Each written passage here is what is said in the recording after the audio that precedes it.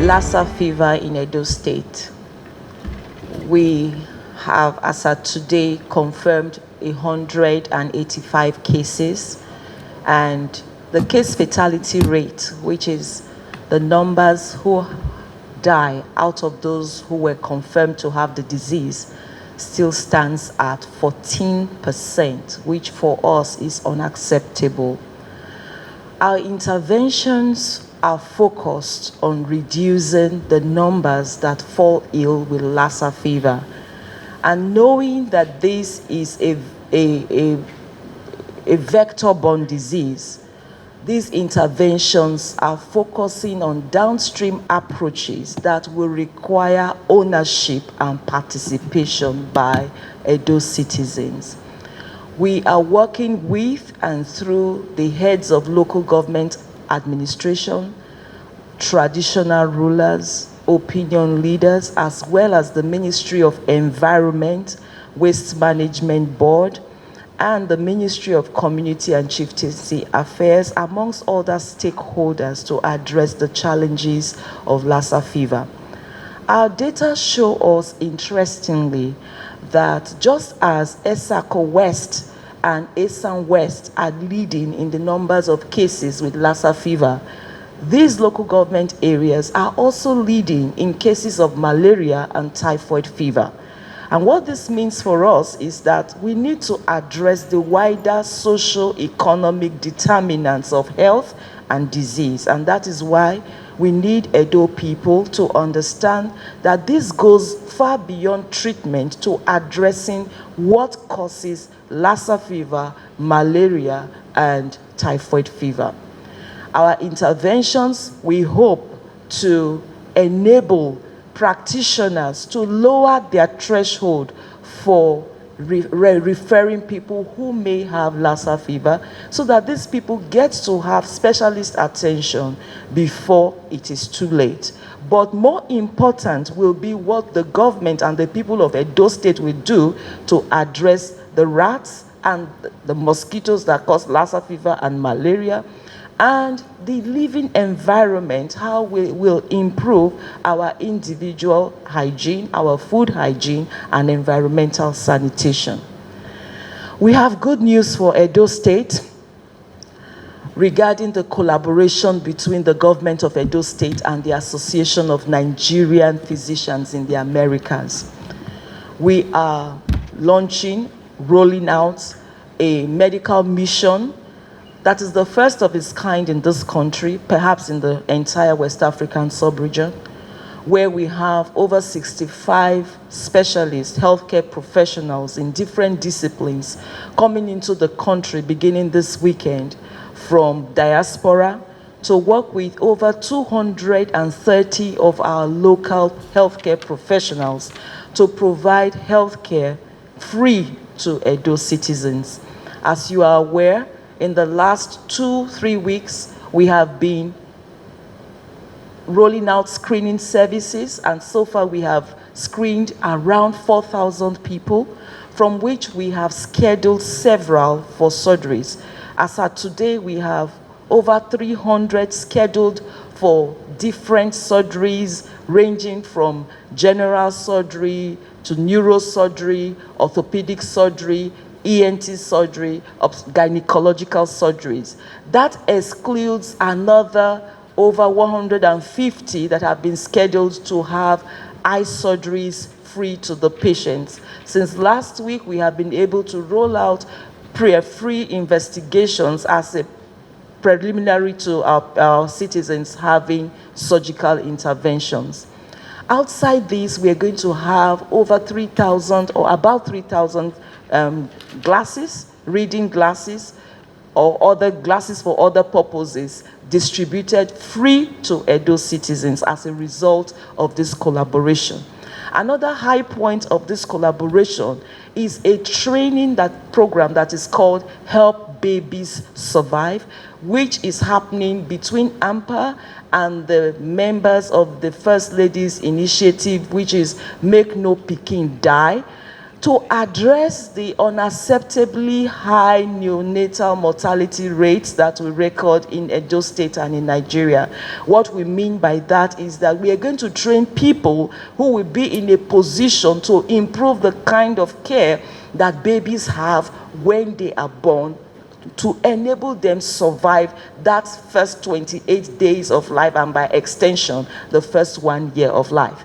Another important thing that will be rolled out during this medical mission is a telemedicine service, where from Oedo PHC, we are going to have our partners from the United States contributing their expertise to the care that we will be providing to the people of Edo State.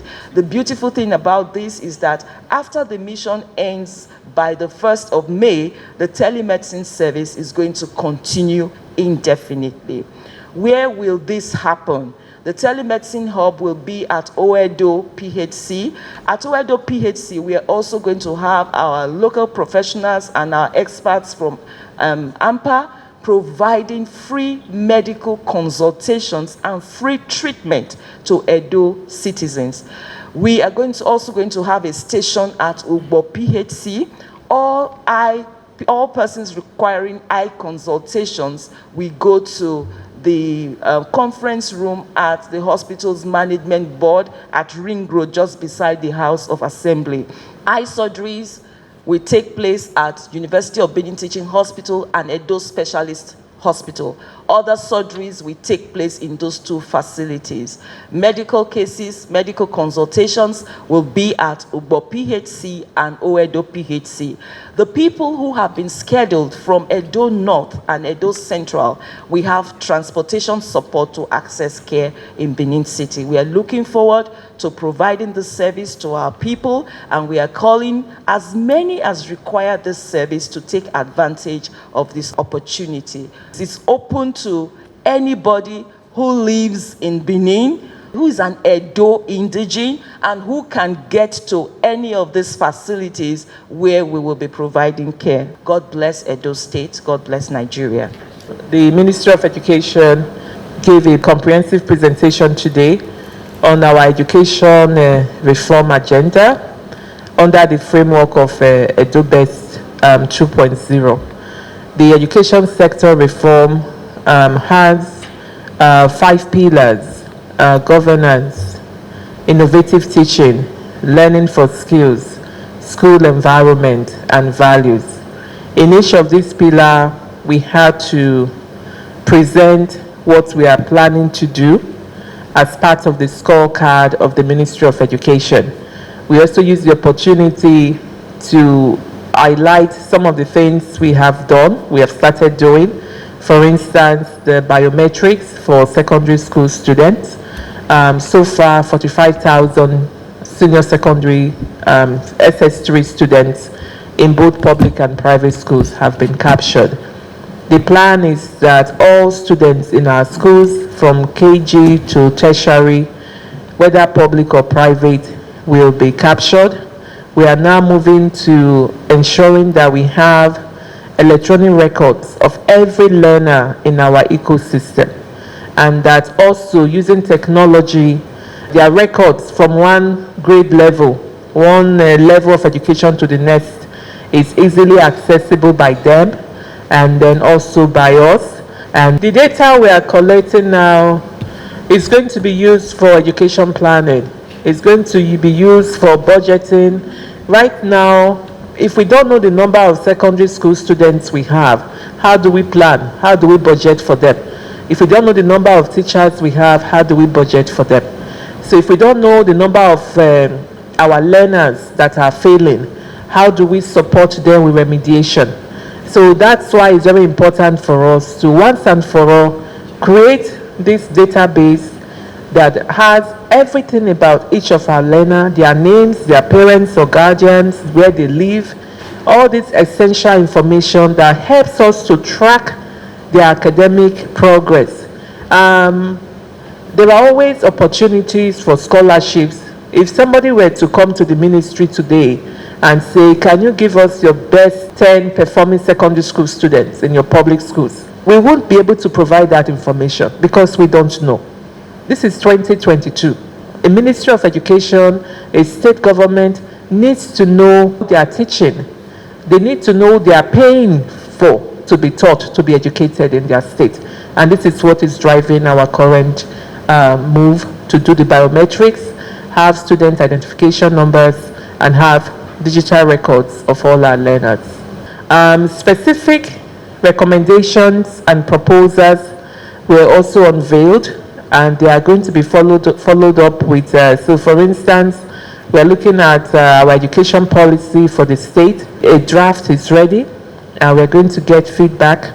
The ministry is going to continue on with its town hall meetings in Edo North and Edo Central.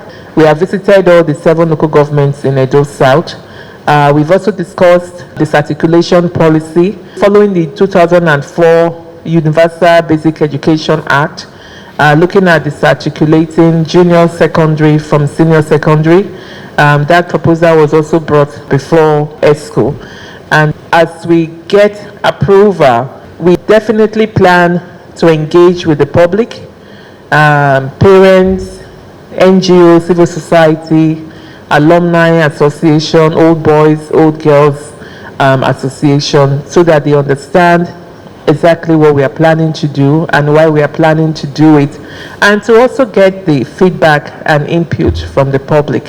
Finally, we are continuing work to make sure that the new State College of Education with 3 campuses kicks off in September, the new academic session. And so in line with this, the ministry has taken a very concrete administrative step to phase out the old College of Education, Igwebe. Part of this phase-out process is also to inform the staff there that they have been deployed to the Ministry of Education. From there, they will be assigned to different relevant MDAs. Those of them that participated in the recruitment process for the new State College of Education and were successful will be deployed to the new State College of Education.